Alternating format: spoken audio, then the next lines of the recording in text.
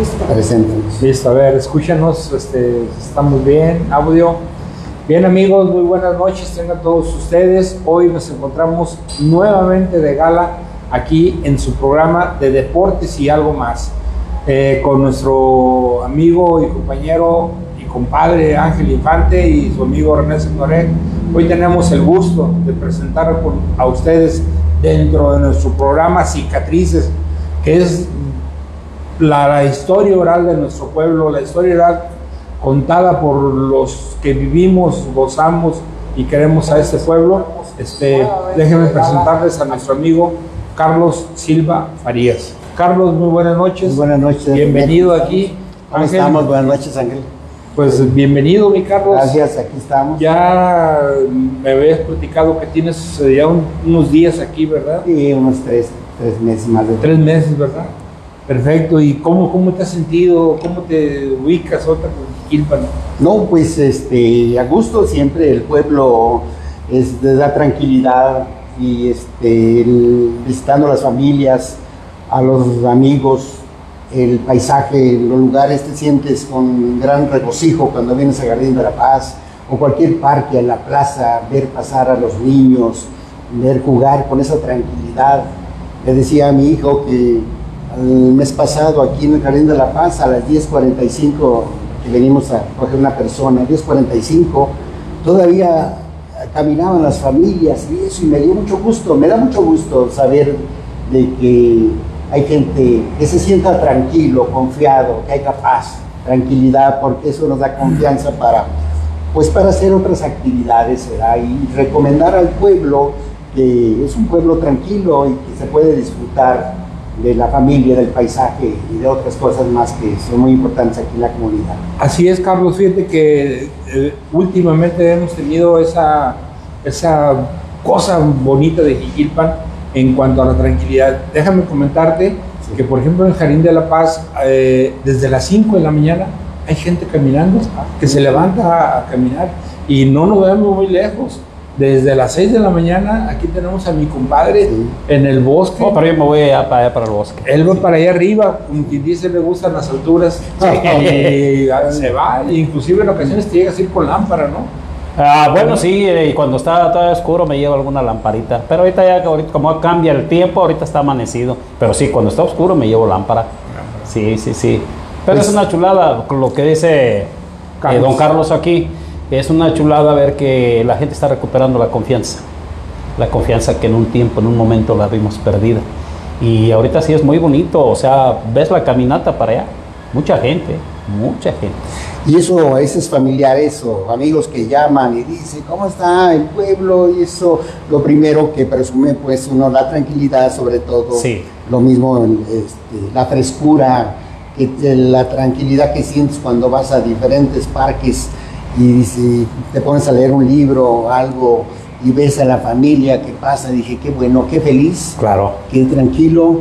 Y presumimos al pueblo porque 1000 veces nos distinguimos pues por esos paisajes que se están incrementando. Vemos que hay una arboleda por los barrios que están a la avenida principal, aquí la Fajardo y la Octaviana Sánchez, una parte de la carretera, se están instalando, sembrando árboles y se va a ver muy bonito. Y esa es una idea, yo creo que daremos desde de mucho tiempo, incrementar la naturaleza aquí en Jiquilpan, porque cuando estaba en la escuela tipo nos llevaban a plantar árboles allá por la unidad deportiva, o hacer hoyos, y para la temporada de víspera de la lluvia ya plantábamos arbolitos.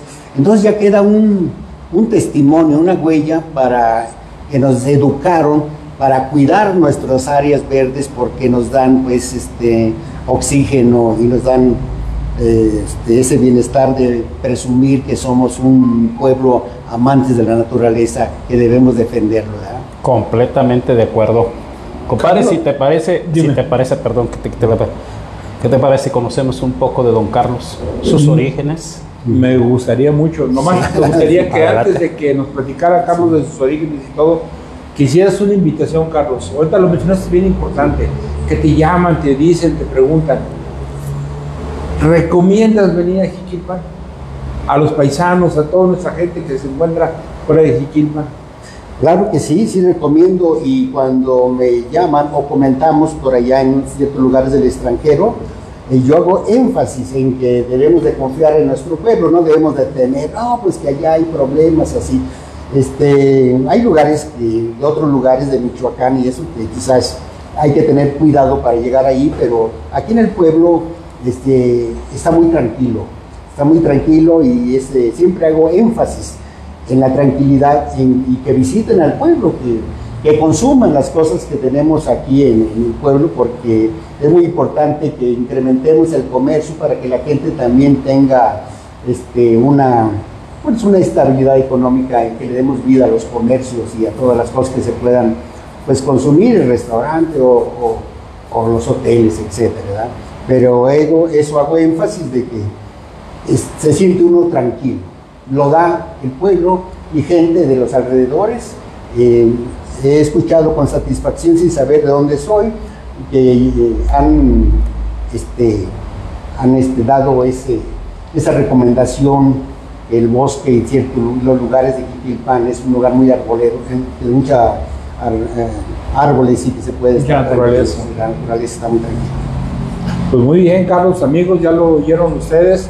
Jiquilpan los espera con tranquilidad, con hermosos paisajes, con una bella naturaleza, imágenes icónicas definitivamente. Jiquilpan plagado de historia y de gente buena. Y hablando de gente buena, Carlos, platícanos lo que me pregunta de mi compadre. Sí. ¿Quién es Carlos Silva Frías? Pues, ¿cómo me podría describir? Platícanos de tu vida. Bueno, yo desde niño he sido muy inquieto y a veces me metía en algunas cosas decía mi mamá, ¿por qué tienes que ser tú? No hay más gente. Pero a veces tomo decisiones y no me detengo para actuar en ciertas cosas. Desde mi adolescencia me estoy refiriendo, ¿verdad? Y a veces sí he sido, pues me arrojo a la situación y no veo la consecuencia que pueda pasar, ¿verdad? Pero ya a veces nace uno así, de esa forma, y trata inquieto. Uno de moderarse, inquieto, y ya cuando tiene una familia, sí, no deja de ser inquieto uno, pero se modera uno un poquito más, pero sigue uno haciendo esas actividades. Pero Carlos, discúlpeme, quisiéramos más atrás, Carlos niño, ¿dónde vivió? ¿Dónde estudió? Cuéntanos algo. ¿Cuántos hermanos tiene? En fin, sus infancias. Sí fuimos 8 hermanos. Ahorita sí fuimos 8, 2 más. Viví aquí por la Gavino Ortiz. Antes se llamaba del Sagrado Corazón.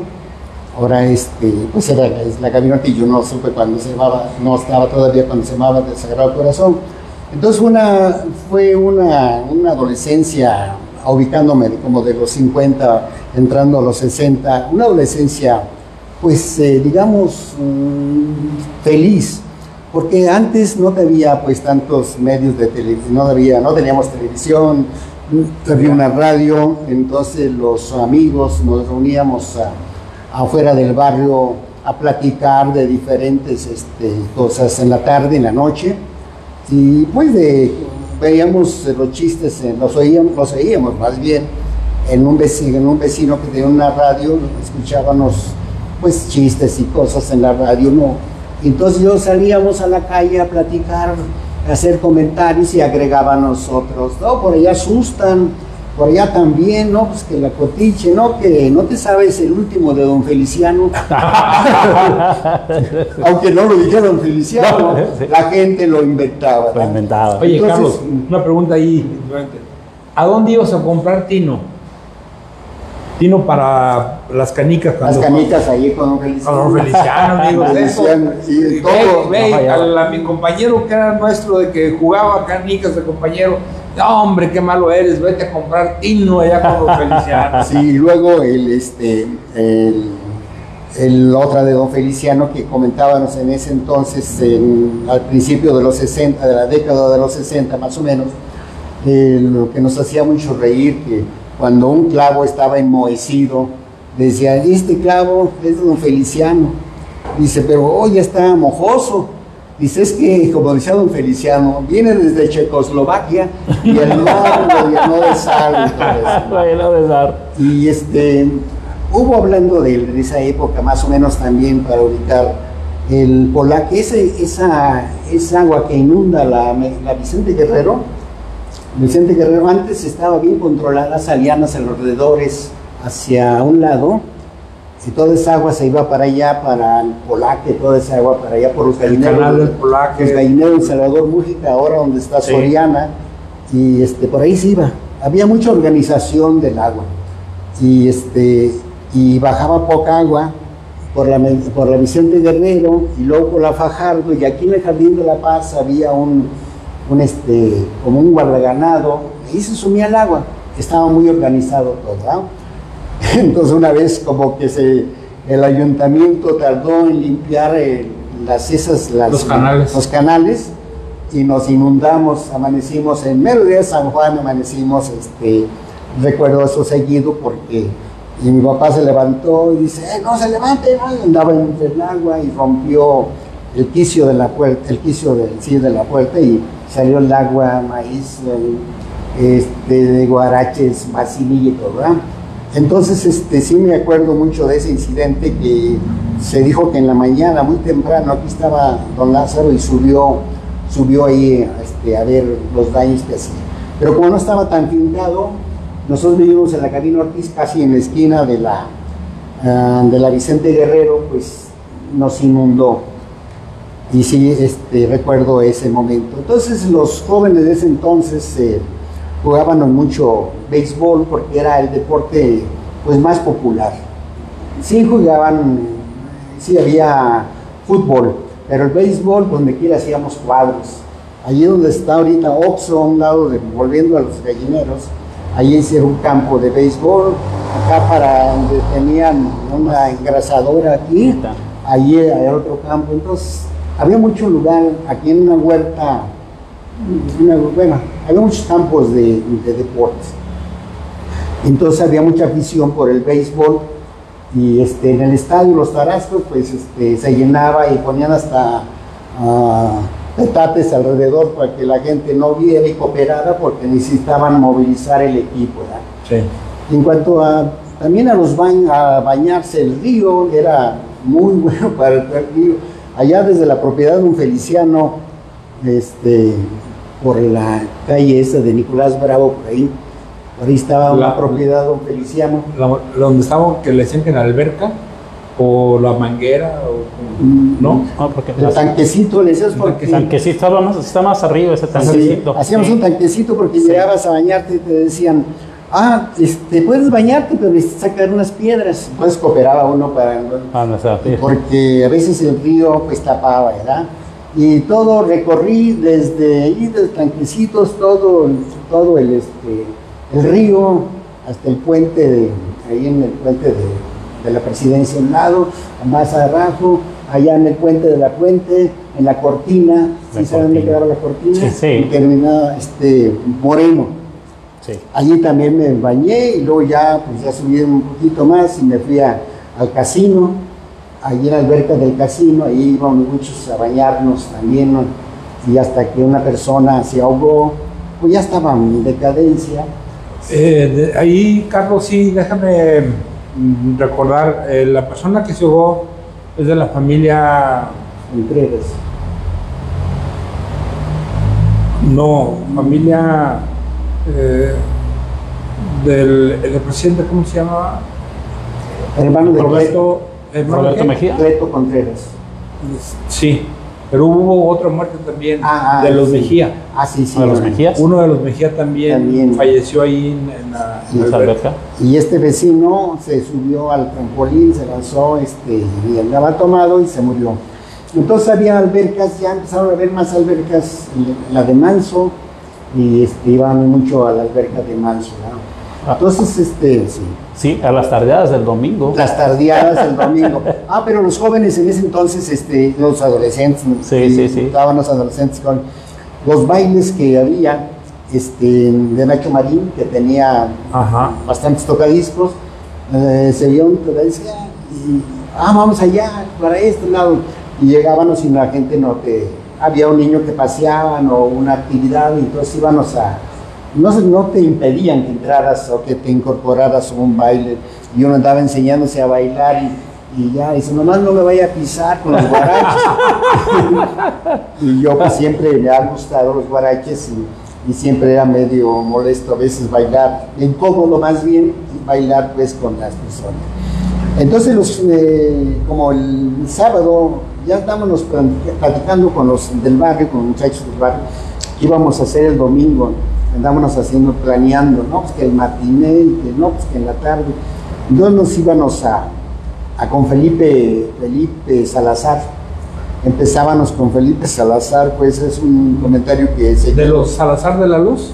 De los Salazar, no, que vendían pozole en la plaza. Que se accidentó viviendo a Zaguay, no me acuerdo, con un hijo, Felipe Salazar, y era Felipe, cómo no, Felipe, un hijo de Felipe, de hecho, vendían fruta, ya últimamente vendían fruta, en un carrito iban por la fruta en una vuelta. No, fue una camioneta. Fue una camioneta, en una camioneta, un camión los atravesó, digamos, material, literalmente. En ese tiempo, creo, entonces, pues, sí, usted me desengañará, no sé si el entonces presidente era Carlos Núñez, de Jiquilpan, que a la postre compró esa propiedad. Luego se hizo vivero. Del vivero. ¿Dónde está el vivero?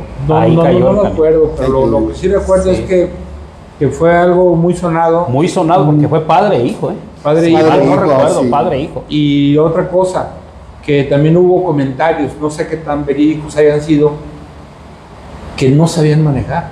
Andaban enseñando. Hubo ese comentario. Sí, hubo ese comentario. Pero lo que hago énfasis en Felipe Salazar, porque pedías un plato de pozole, ¿no? Sí. Y le decías, ¿qué quieres? ¿Pues oreja o esto? Comprabas ese plato y era muy generoso en servirte, y si querías más, ya no te cobraba, ¿verdad? Te daba otra vez servía, y más te cobraba el primero. Por eso me acuerdo de esa generosidad que tenía. Dice, no, con esto no me quedo pobre, más me da Dios, y eso. Pero entonces hacíamos un recorrido, por ejemplo, el domingo, y luego íbamos a comprar unos plátanos, nos comíamos los plátanos, y nos íbamos con el compañero a un tepache. Íbamos al tepache del compañero el domingo, para que se nos bajaran esos platotes, y luego para que suavizar. ¿Y le ponías carbonato? Sí, pues era de ley. Se paraba uno con el compañero, entonces decía, ella o él decía, con poquito carbonatito, ya. Luego adentro, sí. Que sigue. Pero lo curioso pues es que ya íbamos llenos, ya íbamos erutando a la plaza, a dar la vuelta a ver las muchachas, a ver si conseguíamos novias ya llenos. Y era pues una constante, pues de los domingos, más o menos desempeñaba nuestra actividad diaria. Entonces antes, a las 9 de la noche, ya uno se recogía, ¿no? Y si no, las familias empezaban a decir, pues la llorona, la cotiche, las poquianchis. Las poquianchis. Y la mula errada. O Martín Toscano. O Martín Toscano. ¿No oyeron en la mañana que pasó Martín? No lo oímos, pues ya anda pasando porque ustedes se pasan de las 9.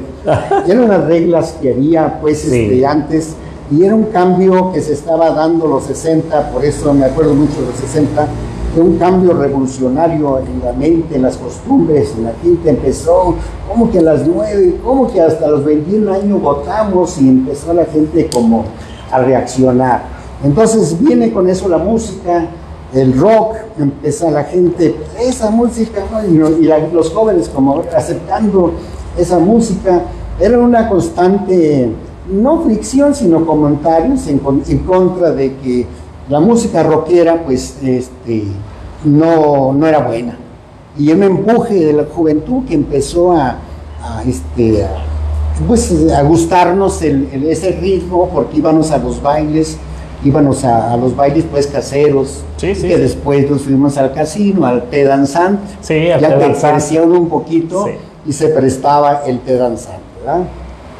No, era, o sea, era otra vida. La verdad, estoy muy contento de aquí tener a don Carlos haciendo estas remembranzas del Jiquilpan del ayer, que pues queremos poco a poco irlo recuperando. Ojalá se pudiera, es difícil, han cambiado las costumbres. Sí. Cuando nos habla don Carlos de la situación de a las 9, porque la mula errada, porque es con lo otro, poquito a lo mejor lo empleaban nuestros papás también para decir era tal hora, había reglas. Hoy parece que esas reglas se han olvidado un poco, pero bueno, eso ya lo dejamos a la conciencia de cada quien. Pero es bonito recordar, la verdad, me da mucho gusto porque el programa le llamamos Cicatrices y le llamamos precisamente para eso, para recordar nuestra infancia, nuestra juventud y nuestra vida misma como un mensaje para la juventud, porque para llegar a esta edad hay que mucho recorrido, y a través de ese recorrido va uno teniendo experiencias y conservándolas, y qué mejor compartirlas, porque creo que la gente necesita saber cómo fue el Jiquilpan del ayer, cómo vivimos, cómo fue nuestra infancia, nuestra juventud, quiénes fueron nuestros amigos, nuestros maestros. Ahorita nos va a decir don Carlos, Sí. sus maestros de primaria, si recuerda algunos de la secundaria, que yo pienso que sí, porque tiene muy buena memoria, No. y nos va a decir. Así que, don Carlos, el micrófono es de usted. Carlos y compadre, permíteme Adelante, hacer compadre, una adelante. remembranza también, algo que mencionó Carlos ahorita, sobre el esperar a los niños. Yo me acuerdo pues mucho de eso, que nos esperábamos, el grupo de amigos, 1, 2, 3, 4, los que fueran, a que pasara un niño Dios. Y ya llevábamos nuestra veladora. Y ya veíamos que pasaba alguien y que conocíamos, y vamos para adentro. Y ya nació el niño Dios y íbamos todos demás, y luego al Al pozole ponche. y todo demás. Y en cuanto a los bailes que menciona Carlos, se usaban mucho los bailes de cuadra. Te voy a dar un ejemplo. En la Basolo, en el Correo, cerraban la Basolo ahí con espinas y, Sí, y sí, palmas sí, y todo sí. lo demás. Y la entrada era acá por donde está Mersa. Y entrabas, pagabas ahí tu entradita y ahí estaba la música y a bailar. Otro, el que decía él, mucho de Don Nacho Marín acá el otro Nacho Marín, más descanse. El del agua. El del agua, el del Sí, agua, él que decía tenía en el agua. sonido ahí. Yo decía acá, la casa de Nacho a un lado de en los tubos, que le llamamos tubos. Sí, Ahí sí. también se cerraba para Sí. bailar y La 5 de mayo, ahí por lo que casa Don Amadeo, también se llegó a cerrar, por lo También. mismo hacer esas enramadas y ahí. no se diga el casino, pues el casino, Bueno, el casino, las sí. tardeadas Las tardeadas del día domingo no nos las perdíamos. Sí, no, eran no, no, espectaculares, o sea, esos años de juventud en que no vendían vino, nada más, lo único que No, llegaban no. a vender era cerveza. Sí. Y te llegabas y te metías al té danzante y luego que la luz negra y a bailar Sí. todo el mundo y aquellos grandes bailes. Yo la verdad fue una infancia que también tuve, una juventud y que fui feliz. Pues yo creo que todos fuimos parte de eso, ya no nos cosemos al primer hervor, pero fuimos parte de eso. De Don Nacho Marín, recordamos, nosotros Oh. salíamos con el grupo de jóvenes. ¿Dónde se oye? Allá está, pues vámonos. Allá está. Hasta allá íbamos. Pero don Carlos, usted tiene la Adelante. palabra, recuerda de sus maestros, algunos de sus cómo no. compañeros. Nomás agregar a Nacho Marín que sí tenía bastantes sonidos, porque Sí. a veces, Sí. como Sí. se oía de todos lados del pueblo, no era muy grande, pero Ujú. ni tan ruidoso, se oían las bocinas de por donde quiera, y sí tenía bastantes. Yo creo que era el que mayor servicio Equipo de que tenía. sonido. Yo creo que sí, Sonido no tenía. recordamos otro, pues sí. No, pues estuve, me acuerdo que estuve en el kinder, en la misma, aquí en la José Portil, se llama José Portil Lemos, la Ajá. que choca con la Gavino Ortiz, Sí. y estuve allí en el kinder, y estuve fui a la tipo, estuve en la tipo 3 años, reprobé segundo, y entonces con la maestra Lilia Gudiño, estuve con la maestra Judith Velasco, y luego de ahí me reprobé con ella, y ya me fui con la maestra Lilia Gudiño. Entonces estaba en tercer año. Entonces en tercer año, con la señorita Jesucita Marrón y Sofía Marrón, ahí iba yo a arreglar la luz, mi papá era electricista y uno desde algo le hacía, movía aquí fierros, una cosa básica, Sí, ¿no? sí, sí, sí. Entonces estaba el señor cura Carlos Verduzco y con Sofía y Jesús Tamarrón, la que regalaron pues la academia. Y ya me dijo, oh, ven, yo estaba en un burro ahí que no lo podía, pero me andaba ayudando mi hermano y otro que les ayudaba ahí, y ya les subí, les arreglaba. Entonces me dijeron, no, ¿en cuál escuela estás? En la tipo. Y si no quieres estar en el instituto, dije, sí, pero es de paga. Dice, yo te pago, ¿en qué estás? Dije, en tercero. Dice, te pago cuarto, quinto y sexto. ¿Te parece? Me dijo Jesucita Marrón. Ajá. Y ahí estaba el señor cura Carlos Verduzco y Sofía enfrente, ahí desde la academia, yo estaba de este lado. Y dije, está bien. Dice, luego platicamos. Pues, platicábamos con ella, o me daba, le cobraba poco y me daba más. Sí. Y me agregaba un pedazo de pastel, dulces, su cosa. ¿Okay? Y estuve en el instituto, cuando terminé, estuve con el instituto, con maestro Francisco Pancho Núñez, ¿no? El tío del pato, ¿cómo se llama? Núñez. Con el maestro Pancho en cuarto. Y en quinto, con el maestro Pepe Chuy, Sí. que murió. Y Tuvo un accidente. Tuvo un accidente con este hermano de Rojas. De Rojas, Sí. Acá en La Chona, ¿verdad? Me acuerdo que Así es. hasta hicimos un pequeño incidente parando los camiones ahí, andábamos por ahí. Entonces, en sexto año pasé con el maestro Pechu, nos dijo, les voy a dar sexto. Oh, está bien. Y empezó ya eran como 2 meses, íbamos con el maestro Pechuy, nos tomamos una foto y eso, que por ahí la tengo y se la regalo a los compañeros, y nos tomamos la foto con el maestro Pechuy, y entonces el padre Vicente Girarte Martínez, fue entonces director, parece que tuvo un incidente con el maestro David Aguilera y con el maestro Pechuy, les dijo, o allá en la secundaria o aquí, en el Instituto Morelos, y ellos decidieron irse allá a la secundaria ETIC, el número 29, que estaba el Leobardo Ceja Torres, el director de la escuela, de esa escuela, la única secundaria que había en Jiquilpan. Sí, y en la región. Bueno, en la región había particulares. Entonces el maestro David se fueron, el maestro Pechuy también se despidió, el maestro Pepe Chuy se despidió y dice, ni modo, pues me gustaría quedarme. Entonces habíamos hecho un mapa de América Latina donde pusimos los cabos y los golfos y todas las cositas que se ponen de geografía. Le comenté a los compañeros ahí del salón, ¿por qué no se lo donamos de recuerdo? Ya voy a quitarlo. Y recuerdo pues eso que decía mi madre, ¿por qué tienes que ser tú?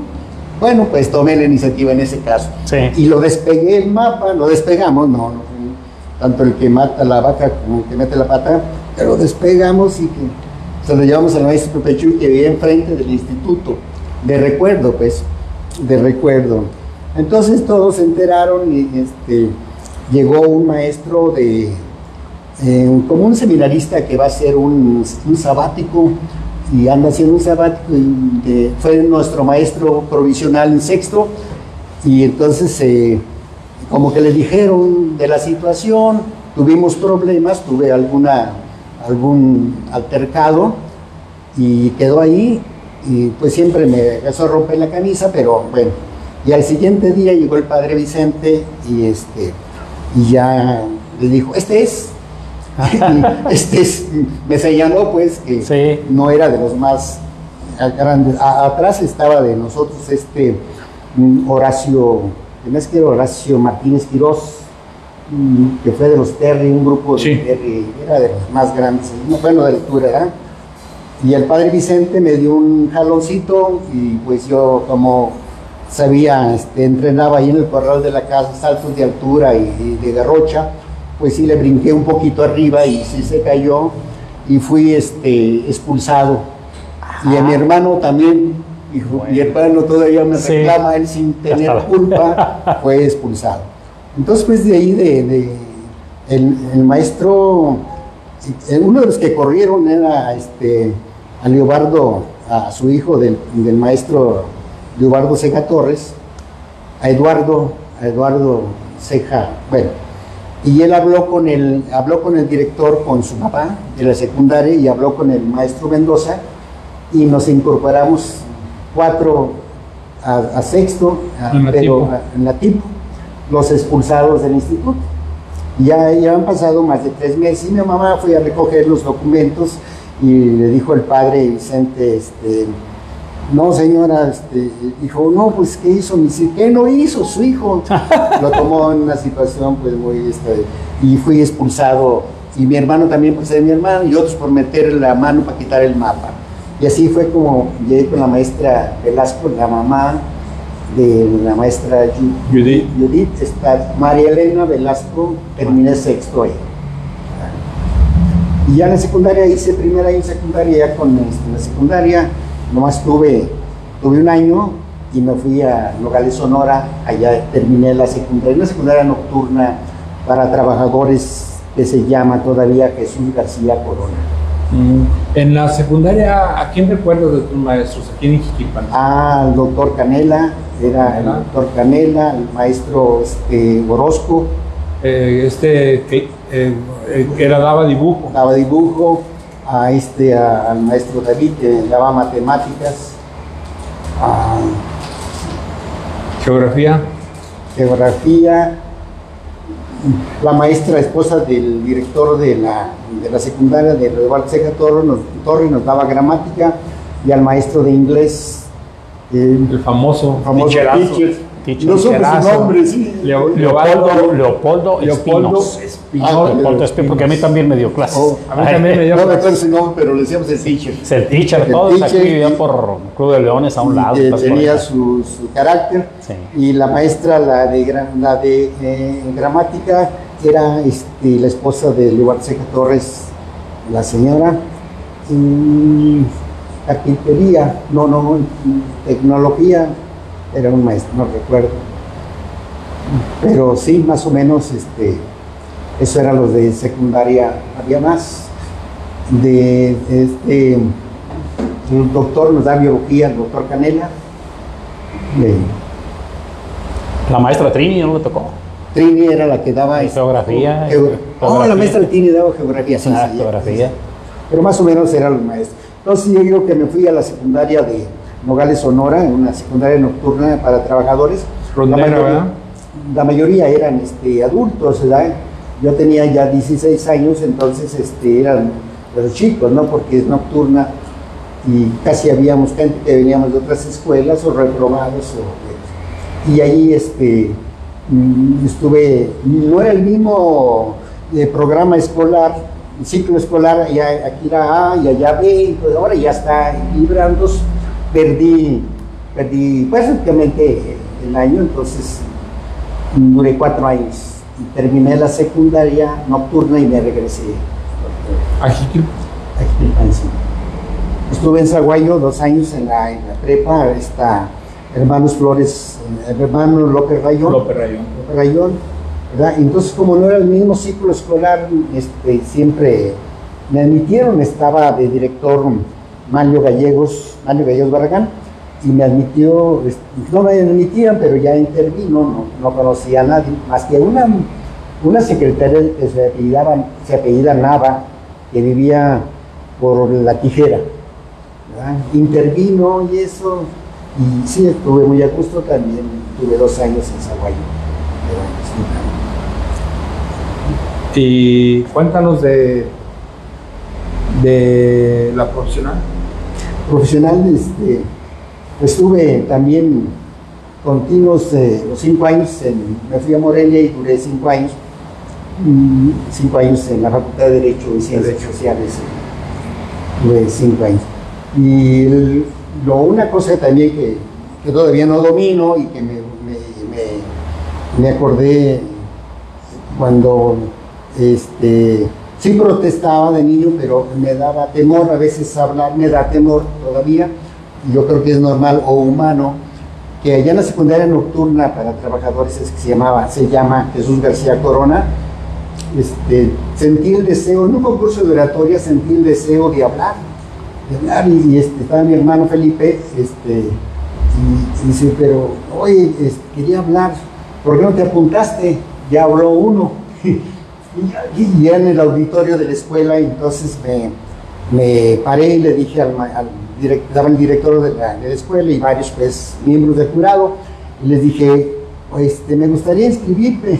Dice, sí, pero duró quién sabe cuánto tiempo la convocatoria y no te inscribiste. Dice, está bien, ¿cómo se llama? Quedas apuntado.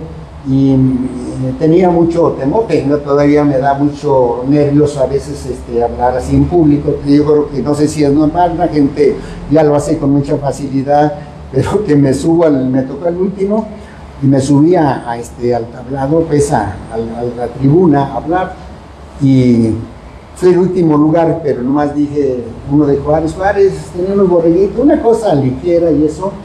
Pero yo no estaba compitiendo con los compañeros, sino conmigo mismo, porque mi temor era tal que yo ni me acordaba que entonces sentí que estaba luchando por algo. Entonces ya fui le dije al director, dice, ay, yo creo que te subiste por un trabajo, me dijo el director de la escuela. Le dije, sí, efectivamente me subí con mucha dificultad, pero me gustaría volverme a subir, pero quiero practicar. Entonces, desde ese momento, el maestro de civismo, y eso me mandaban como representando a la escuela a hablar en una radio, leer algo, ¿no? Y presentar, ya el maestro de civismo se ofrecía en bodas y quinceañeras a que le dijera las palabras a la quinceañera. Oh, mañana hay una boda, ve ahí, te apuntas, vas a decir unas palabras. ¿Qué les voy a decir? Y sí, era una prueba, pues, y que me decía de la víspera, y yo me dejaba, dije, bueno, ¿cómo que digo? Y si lo que apuntaba no me acordaba de nada. Cierto. Y ya el siguiente año, que ya algo que se aprende, ¿ves? Con un año de entrenamiento y esto y lo otro, y practicando. Entonces la persona que ganó era un empleado de Hacienda, como antes no hacían la secundaria, nomás estudiaban como comercio, como había aquí en Jiquilpan, cuando estaban en el Colegio Colón, terminaban la primaria y luego hacías como un estudio de ¿cómo se llama? De técnico, contabilidad, taquigrafía, y todas esas todo aprendía en cositas, ese tipo, ya estabas preparado como ayudarle a un contador. Entonces el muchacho que estaba haciendo la secundaria y así, y me acuerdo mucho del acontecimiento ese porque me senté en la mitad, pero cuando terminé de hablar en esos días, unos compañeros que se empezaron unos se reían de, oye, que tú no me hubieras subido, oye, que tú, y dijiste mucho, pues, eres de Michoacán, guacho y eso. Sí, entonces, los compañeros que veía que me criticaban seriamente, entonces, tres, dijo, y no me podrías seguir criticando. ¿Cómo? Que me sigas criticando cuando hablo en el salón o algo.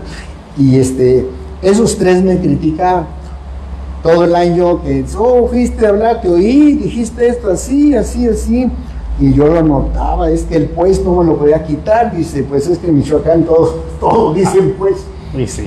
Entonces el día del concurso me senté en la mitad del auditorio, todos los concursantes estaban enfrente del jurado calificador, del jurado, y yo en medio, y empezaron a voltear, y fulano, ¿qué está haciendo acá? Y luego un amigo, el de los mismos críticos que tenía, me trajo una corbata y me la puse. Mi hermano Juan estaba con una cámara esperando que me subiera, pues, y me decía que me fuera adelante. Y yo en medio, callado, tranquilizándome. Pues ahí estaba adelante el ganador, pues, y que dice, yo arraso. Y yo no decía nada, pues dije, si arrasa está bien, pues es el campeón. Y entonces de en medio me paré, ya cuando me nombraron, yo ya había practicado.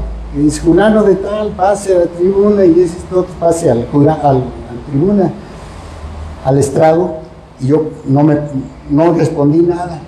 Fulano, pase a la tribuna. Y que toda la gente que voltea a verme, digo, mucha gente, no digo que no, volteó a verme, ahí está mi amigo, mi crítico, me dice, vete. y me paré tranquilo. Ya cuando tenía la gente volteando hacia mí, empecé a hablar tranquilamente. ¡Sas, sas, sas! Yo ya tenía medido los pasos hasta ahí, pero no lo sabía nadie. Me subí a la tribuna hablando. Y entonces causó mucho impacto. La primera, entonces, cuando llegué, dije: honorable jurado calificador, mi tema a tratar es este. Y con la misma tranquilidad, hasta un perro que estaba ladrando allá afuera dice que se cayó. Mi hermano me tomó fotos de los lados, de las paredes. No me tomó ni una foto. Estaba nervioso. Sí. Pues, ¿qué pasó? Y entonces empecé a hablar con tranquilidad, con seguridad, y tenía dominado al público, me sentía seguro, ¿verdad? Entonces, pues se paró con mucha dificultad la primera vez, y me tocó ganar, ¿verdad? El muchacho protestó porque no sabía el secreto que yo estaba haciendo, ¿verdad? No me burlé nunca, ni creé una controversia cuando él me criticaba. Callado. Entonces fue una lección que recibió. Sí protestó, pero el jurado fue unánime para mí. Entonces fue una experiencia muy buena que recibí, y que comprobé que cuando uno se propone una cosa, pues logras, pero no tan fácilmente, sino tienes que luchar para adquirir esa situación. Y eso me tocó una cosa similar, abusando de su confianza.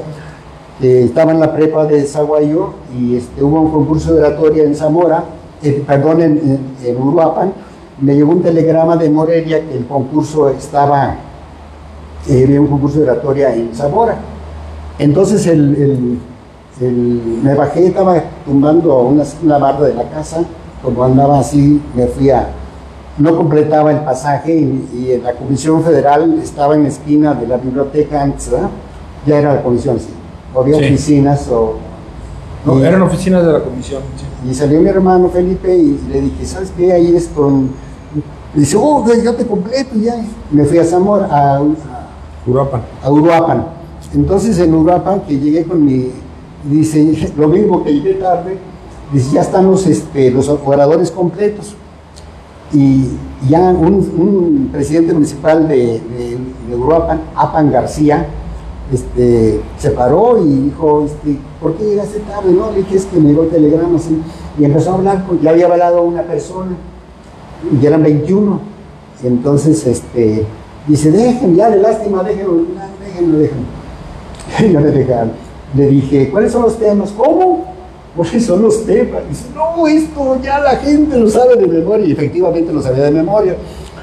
Y ya me dieron un tema, agarré un tema, tomé un tema de ahí, me fui afuera es una cafetería que el seminario está arriba de esa cafetera, y fui a practicar un de esos, ¿no? Y empecé a ver el sonido que usaba el micrófono y se viciaba.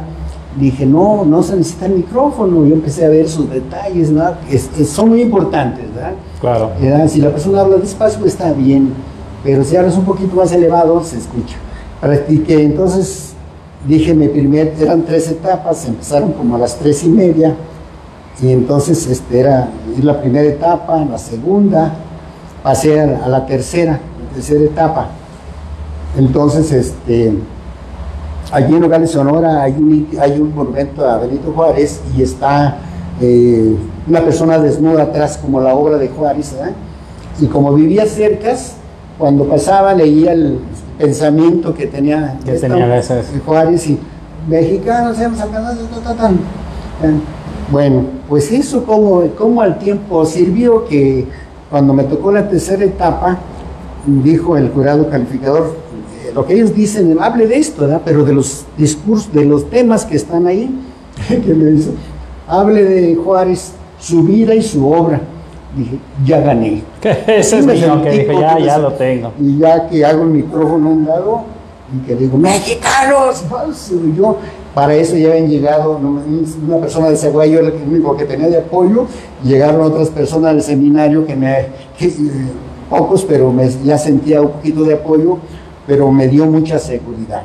Entonces ya se decidió que cuarto fulano Morelia tercero, Uruapan segundo, y a pesar de que había ido el de Uruapan a Guadalajara, le di muchos aplausos, que le llevó el presidente Salvador Allende cuando visitó la ciudad de Guadalajara, un cuadro de Uruapan, ¡ay, bravo!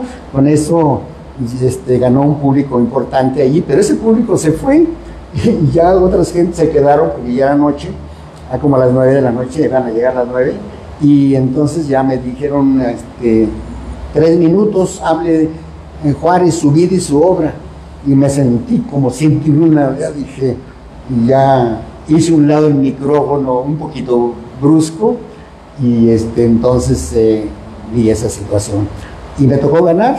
Fue increíble porque pues también el de Uruapan, como era el favorito, siempre hay una persona, era del INJUVE, y lo apoyaban a él, y pues no se sintió que el último que llegaba, el que llegó correteando con un telegrama en mano, fue el que se le llevaron.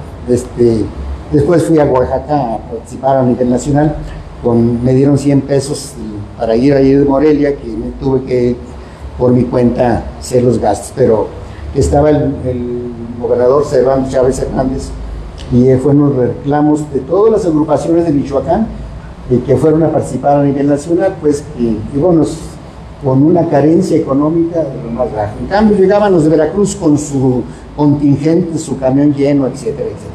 Entonces digo que son experiencias que me han servido y que aún me da ciertos temores hablar en público. Yo creo que no se quita, o a mí no me lo ha quitado. Hay gente que nace con esos dones. Así es, Carlos. Y a ver, Carlos, regresando aquí a Jiquilpan, cuéntanos, lo más alegre para ti de Jiquilpan, lo más importante, lo más triste, lo más, tus sueños en Jiquilpan. Cuéntanos, tú y Jiquilpan. Pues yo tengo siempre mucha confianza. Yo me he apoyado mucho en los paisanos.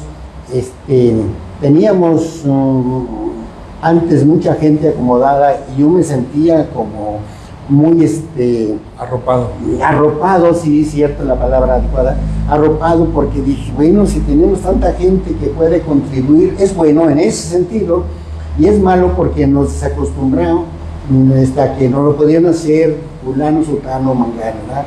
Entonces es muy importante tener esos contactos, ¿verdad? Entonces se pueden hacer muchas cosas, y hay muchas decepciones pues de que la gente, a veces las autoridades no entregan el todo, o sabiendo que hay un potencial de la gente que puede cooperar, no necesariamente con grandes cantidades de dinero, hasta con 1 hora de trabajo realizado en Lázaro, o 2 horas, lo podemos regalar fácilmente en una semana y podemos cambiar, podemos hacer un cambio importante en muchas cosas del pueblo, como lo que estamos platicando, los jardines, conservarlos, cuidarlos, pintarlos, construirlos, juntar fondos y eso, ¿verdad? Entonces sí, he tenido muchas alegrías, mucha satisfacción, me siento muy feliz en el pueblo, muy contento, siempre me he sentido así, por circunstancias ajenas a mi voluntad, tengo que seguir. Pero me entristece, pues, que desaparezcan muchas actividades, como por ejemplo la guarachería, que fue un gran sustento para el pueblo, y que muchas gentes de Zaguayo han alabado a los curtidores allí de la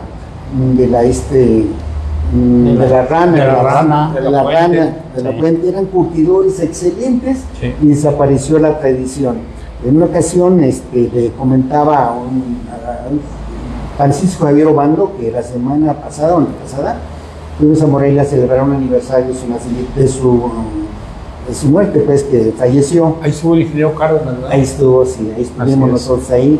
Y le comentaba oye, ¿por qué no tienes contacto? Porque teníamos comunicación, no tienes contactos para que capaciten a alguna persona ahí de los curtidores de Jiquilpan. Sí, yo te consigo en Guanajuato. Todavía no tenía poder, pues todavía no tenía poder, pero era muy amigo de ingeniero Cárdenas. Entonces, no le consiguió en Guanajuato y viene a platicar con los curtidores y no, no, los hijos ya no quieren y eso. Mucho tiempo platiqué con los guaracheros, con estos muchachos, los últimos, que es Baltasar, y hicimos algunos guaraches, compré algunas herramientas, unos guaraches, y para que no perdiera la tradición. Había una persona aquí por la Emiliano Zapata, que hace 3 años lo visitamos, nos daba gusto pues que siguiera haciendo, pues, con mi hijo, hiciera guaraches, y murió el señor. Queda uno por la puente, nos dijeron. Hay otro señor que, hablando de los rebozos, hay un Santiago que fuimos a visitar la semana pasada, es el único que da clases en la casita de piedra. Y hace rebozos en su casa aquí por la Vicente Guerrero. ¿Tiene telar? Tiene telar. Así entonces es. Me entristece y quisiera cooperar, no tengo mucho esfuerzo, como decía, de los paisanos, perdí mucho contacto, unos ya se han muerto y ya murieron, y entonces recuperar todas esas cosas dentro de la posibilidad, porque por ejemplo el rebozo ha tenido sus cambios, ¿verdad? Ha cambiado un poco la forma del uso, ¿verdad? Aunque la comunidad indígena del zona purépecha todavía lo usan, pero aquí antes pues ya ves, toda la gente lo usaba, no salía una mujer sin su rebozo, ya sea si no le llevaban la cabeza con el hombro para cargar al niño, etc. Entonces me preocupa, digo, algo se puede cooperar para recuperar parte de esas tradiciones, y no en su bonanza como era antes, pues en lo posible sí se haga. Pero sí me da mucha satisfacción. Siempre encuentras gente que quiera contribuir por una cosa u otra, ¿verdad? Entonces, porque ya no se tienen los amigos o la gente que nos podían ayudar, ya necesitamos nosotros, deberíamos de estar desde hace tiempo tomando decisiones importantes para engrandecer, enriquecer al pueblo en muchos aspectos, pues en la economía, en la cultura. La cultura, pues ahí vamos, pero hay que motivarnos más a la gente, porque muchos catalogan, es un pueblo oculto, pues hay que hacer un esfuerzo porque efectivamente lo sea en su amplio sentido de la palabra, ¿verdad? Y todos tenemos una obligación, los paisanos tenemos mucha obligación de contribuir, ¿verdad? De impulsar, ayudar en la forma en que se pueda, ¿verdad?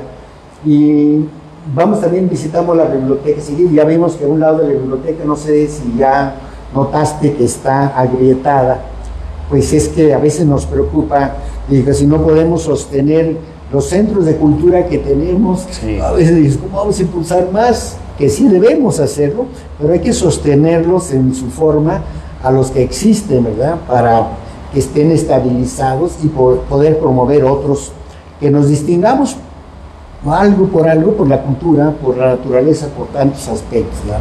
Pero en sí, reafirmo, me da mucha felicidad siempre estar en mi pueblo. Me siento que no me he ido nunca, porque si salgo, siempre lo llevo, como dicen los paisanos, el pueblo se va conmigo, porque está uno recordando, claro que las facciones de la gente cambian. Y dice, pero tu hijo, ¿de quién eres? O te queda algo de rasgos, como te dije, no te conozco. Claro, parece que como no te he visto, pero más o menos ya. Sí, te ubico. Te ubico, sí, ya, sí. Bueno, yo recuerdo, compadre, vamos a dar un giro a la conversación de don Carlos. Estoy equivocado, ¿no? Usted me confirma. ¿Fue candidato a la presidencia municipal? Sí, fue candidato. Sí. Pues cuéntenos, ¿qué partido, qué lo motivó a colaborar? Sí. Bueno, teníamos un comité de defensa de los intereses del pueblo, allí con Lole García, el carpintero, que le decían, que tenía un oficio, que su oficio era carpintero, y entonces platicábamos de muchos temas. Una de las cosas era recuperar el cine para para una actividad que sea una actividad de cultura, ¿verdad? Entonces Rafael Navarro Reyes, Napa, que ya habíamos platicado, estábamos en contacto Y A ver, Carlos, déjame hacerles el contexto, amigos. El cine, en esa época que nos está hablando Carlos, el cine pertenece definitivamente el edificio a lo que se llama la institución Patronato del Hospital Lázaro, bueno, Octaviana Sánchez, y estaba concesionado a don Jesús Quirós, y entonces era cuando ustedes querían hacer la recuperación del cine, ¿verdad? Sí.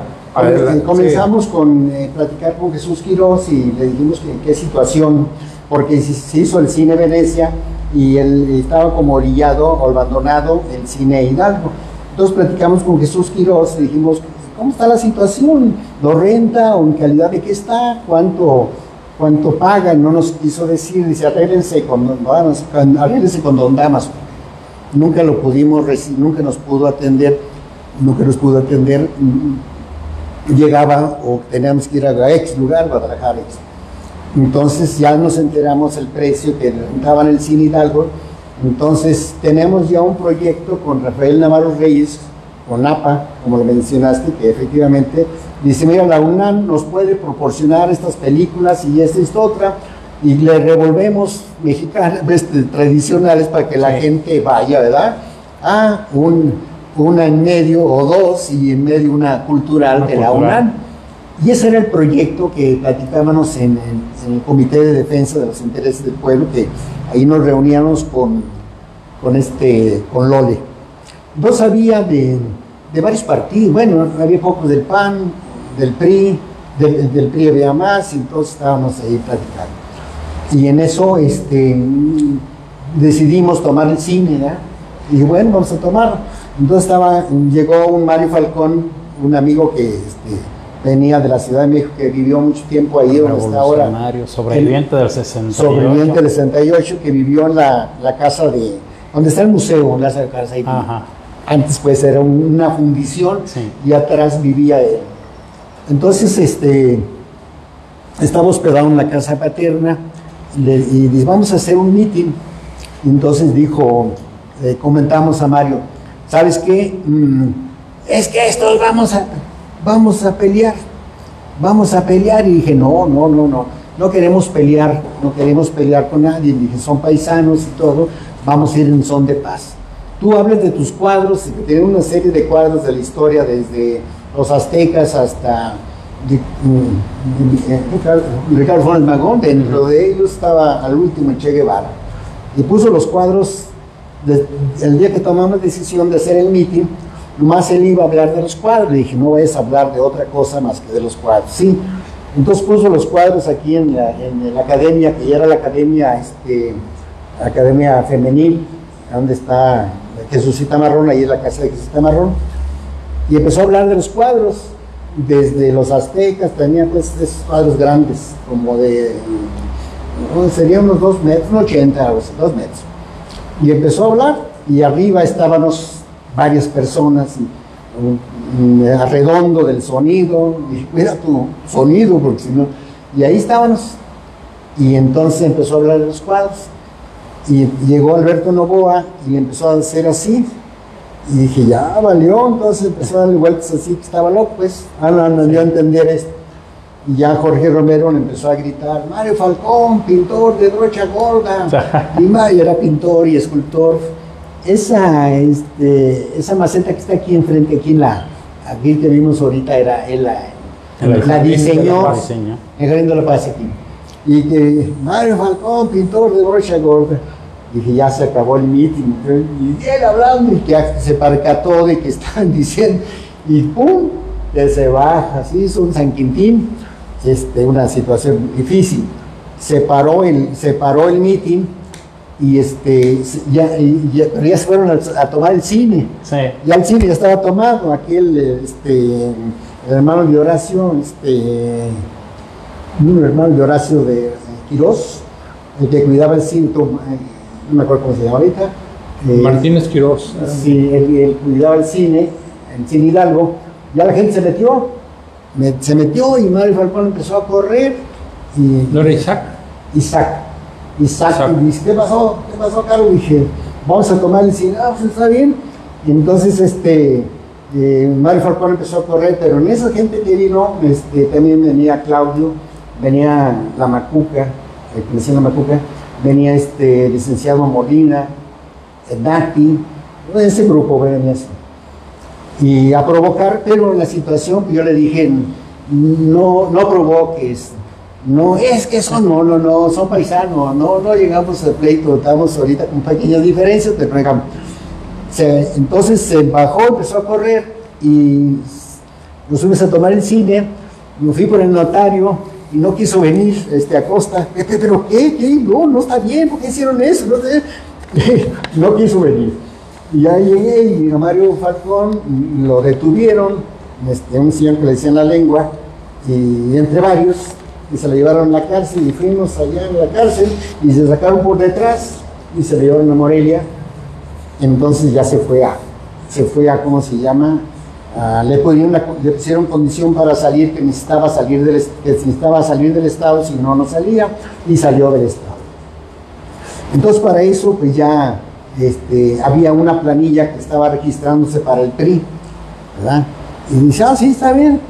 Entonces que dice, no nos registraron, no nos aceptaron, la que registraron a otro, y nosotros que sacamos la planilla. Aquí está la planilla, pero es del Partido Comunista. Y dice, ¿cómo? Sí, está bien. Y ya fue de la forma que nos lanzamos por la planilla del Partido Comunista. Ya había muchos, ya estaban los regidores, todo, pues es que estábamos en el mismo grupo del Comité de Defensa de los Intereses del Pueblo, pero ellos estaban haciendo un grupo, estaba haciendo la planilla para que el PRI los aceptara como planilla y no los aceptó. Entonces sacamos nosotros nuestra planilla y fuimos con a registrarla con Daniel, bueno, el que estaba encargado de la visa. Y fue del modo que el grupo casi en lo general lo convertimos en gente que ayudó a desarrollar en unas condiciones pues muy dificilísimas, porque pues tú sabes que el comité electoral daba unas credenciales de elector largas y ellos llenaban la credencial y que el PRI tenía acceso a ellos. Así es. Y que era difícil, pues, pero nos lanzamos y además el 10% casi en todas las que, porque quitamos muchas credenciales de elector, traían, dice, ¿dónde voto? Ay, acá es. Y la única casilla que llegó completa del padrón electoral fue de Santa Bárbara, excepto los 2 representantes que fueron de las casillas. Pero andábamos cerca y tratamos de anular las elecciones y fue difícil. Nos fuimos a Morelia y a protestar y cerramos la avenida Madero. La Madero la cerramos y dice la gente, vamos a cerrar la avenida. ¿Cómo? Y los carros, ciérrale ya, y ciérrale acá. Cerramos la avenida. Y entonces llegó los del gallito del PDM, los del Partido Demócrata Mexicano, y dijeron, ¿nos podemos meter? Sí, métanse. Y llegaron los del PAN, ¿nos podemos meter? Métanse. Entonces hizo un grupo abundante. Y ya lo recibió a ellos, y luego lo recibió al último nosotros, como a las 9 de la noche, el doctor Robles Garnica, que era el secretario de Gobernación, y ya dijo, miren muchachos, sé que están luchando, está bien la democracia y todo. Y vénganse, ¿qué les parece si nos tomamos un café? No, pues con todo gusto, sí, ¿cómo no, doctor? Ya no hay otra salida. No, esa es la postura del gobierno, está bien. Entonces nos venimos y ya, ¿qué hacemos? Y ya entre 3, 4 tomamos decisión de tomar la presidencia municipal, entre ellos pues entre ellos DAPA, Rafael Navarro Reyes, y entonces dije, ¿qué te parece esto? No, sí, claro, ¿no? Y otra persona, y entonces ya era entre semana, el sábado le dijimos a un cerrajero, a Enrique Arteaga, dije, la salida de la presidencia del salón de actos, quita la chapa y ponle otra. Así que no te vean, porque ya fue y le cambió la chapa. Y acá el acceso a la comandancia de policía que estaba a la entrada donde entraron la presidencia, ya una persona le dije, llévate un cable así, así, así. Y antes de que lleguemos, amárralo, amarra la puerta porque es el acceso a la puerta.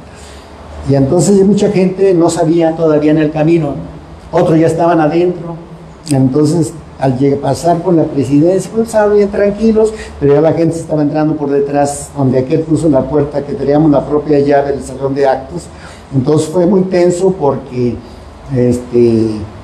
entonces un amigo al llegar, ya le dije, tú inmediatamente te subes a hablar por teléfono porque a lo mejor lo cortan.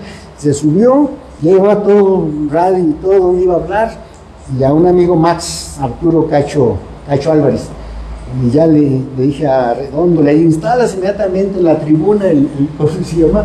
El micrófono para que esté hablando, rápido. Según la prensa, La Voz de Michoacán dijo que éramos como 300, ¿verdad? Entonces llegaron los soldados, y que les dábamos 15 minutos y ya empezamos a encerrar. Este muchacho Arturo Arteaga, que le dicen la Tortuga, se amarró en la puerta esa puerta que daba acceso, le puso la chapa, se amarró, y ahí nos quedamos. Nadie se fue, y ya que se van los soldados. Y llegaron otros grupos, yo creo judiciales o algo. Y fue, el primer día, pues fue tenso, ¿verdad? Porque la gente que estaba afuera corrió. Y entonces ya un amigo que le llamó el doctor, el secretario de gobierno, Robles Garnica, le dijo, oye, qué engañosos son tus paisanos, y quedaron muy inconformes.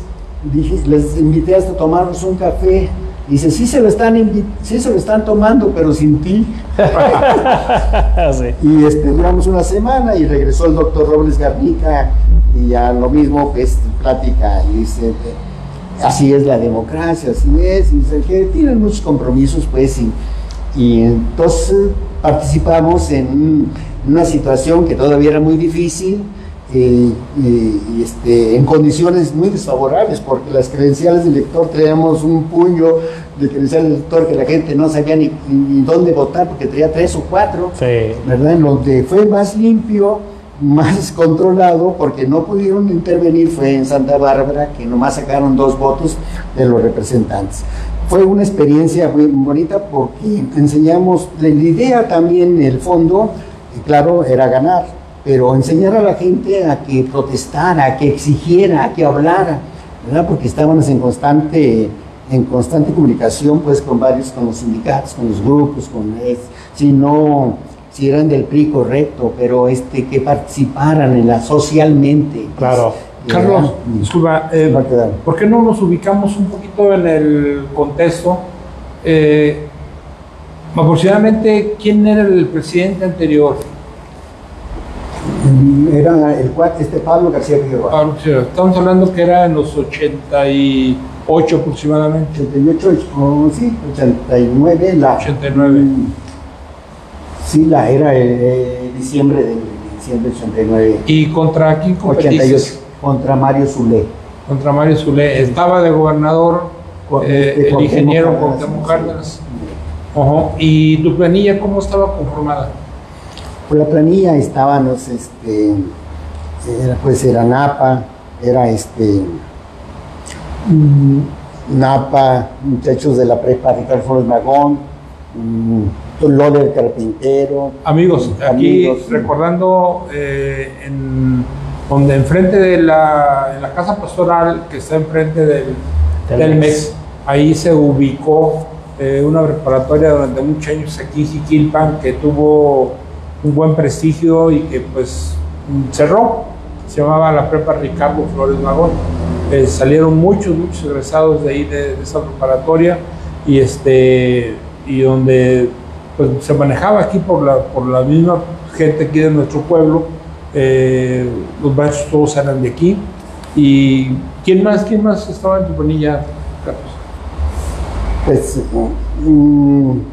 señores como Toto el Arriero. Sí. Tengo sus versos, son 103 versos, todos los que les quiso. Y era suplente Toto. Juan Oyoki Semesque, el bisabuelo del actual presidente municipal. Bisabuelo parece que no el abuelo, sino bisabuelo. Rogelio Santillán, De los Colorados. Los Colorados, Juan Manuel, Silva. Juan Manuel, me acuerdo el apellido del muchacho. Mejía. Juan Manuel. Pero había, sí, señores de diferentes extractos. Uy, recordando. Tuvimos una amiga ahí que fue regidora en la planilla de Mario Zulé. ¿Con Mario Zulé quién estaba? ¿No te acuerdas? No me acuerdo, no. Esta elección, no sé, a lo mejor a muchos no les va a parecer esta información que les voy a dar, pero esta elección fue bien peculiar porque no había candidato a la presidencia de Jiquilpan y una llamada telefónica democráticamente, como se hacía todo democráticamente, cuando existía un solo partido, cuando los muchachos como Carlos jugaron con el Partido Comunista, con el Partido Auténtico de la Revolución Mexicana, el PARM y todo lo demás, pues era jugarse simplemente en una llamada telefónica con la más alta autoridad del Estado, dijo, es Mario Zulé. Así. Y inclusive hubo mucha inconformidad de algunas gentes del PRI porque varios de ellos esperaban la nominación. Sí, no hubo, es que si se hubiera llevado a cabo un recuento de votos y analizado, pues, de que todas la mayoría de las casillas se excedieron del 10% adicional que marca la ley, ¿verdad? ¿Cómo está la cosa aquí? Entonces querían votar más, pero da la casualidad de que todas las casillas las teníamos representantes y practicamos el voto. Eran muchos estudiantes los que cuidaban las casillas, entonces aunque algunos eran unos maestros, pues sí, ya se ponían a discutir porque ya se habían excedido del 10% adicional. Entonces eso nos dio bases, pues, para reclamar. Estábamos en nuestro derecho de reclamar porque tenemos un montón de credenciales de elector, porque no sé si las conocieron, eran unas tiras verdes así con el escudo y las podías llenar, llegaban muchas rellenas manuscritas y iban a votar. Entonces todo eso se las quitamos porque no podías traer, ¿dónde toca esto? No, la gente no le entraba para decir, oye, vas a votar aquí, no, fue de pronto, toma, vete y búscala donde quede. Y eso es lo que nos afectó mucho. Claro que sabíamos que existía eso, pero no que iban a llegar a tal grado de descaro para exhibir, la verdad, para exhibir esa situación. Pero eso fue una muestra de que se podía, ¿verdad? Se podía, ¿cómo se llama?, luchar o empezar a que la gente se enseñara a participar. Y ese era el enfoque que teníamos, de despertar a la gente, que hablara, que no se quedara callada, que protestara, que acudiera al llamado de X actividad relacionada con las necesidades del pueblo, del municipio en general. Ese era un enfoque que teníamos desde mucho antes, ¿verdad? Pero pues sí fue una experiencia que ya después, pues, fue más fácil, pues, con el PRD y con otras cosas, y ya habíamos dejado una siembra. Pero sí, sobre todo en la escuela Ricardo Roy Magón, pues impugnábamos porque estos valores salieran a flote, que pues... Les voy a mandar un saludo que les manda Jorge Romero, dice que saludos a todos amigos y un mensaje final ya de cada uno porque el tiempo ya nos corrió. Pues yo creo que empezamos contigo, Ángel. Como quieras, compadre. Sale. Pues amigos, agradecidos con ustedes por su atención. Quizás el programa, no sé, ustedes tendrán la mejor opinión, pero hacer recuerdos del Jiquilpan del ayer, de la vida social que se llevaba, de la política que nos habló don Carlos aquí en esos tiempos, cómo se vivía, en fin, la sociedad jiquilpense, de qué manera vivía, esos valores que se tenían antes. Para mí ha sido una experiencia muy agradable y muy bonita. Esperamos que haya sido del interés de todos ustedes. Y por mi parte, buenas noches y muchas gracias a todos. Te falta una cosa. ¿No saludaste a tus fans? Ah, mi fan número uno, Camila, mi nieta, es que a lo mejor ya se debe haber dormido, como sí, ya es hora de dormirse, pero sí, de todas maneras a Camila, mi nieta, Sí, saludos no, allá hasta ya. Guadalajara. Ya las ustedes con las pequeñas, las pequeñas no llegaban. No llegaba. No, hasta allá. No, sí, allá a la orilla. Pues don Carlos, un También mensaje, muchas gracias por la invitación. Me gustaría que participaran también más gente hablando también sobre la historia oral de Jiquilpan, para que no se pierdan esos recuerdos que no se registran en ningún libro, sino que se pasan de generación en generación, y cuando una generación lo pierde, se perdió esos recuerdos importantes de la historia, de las costumbres de nuestro pueblo.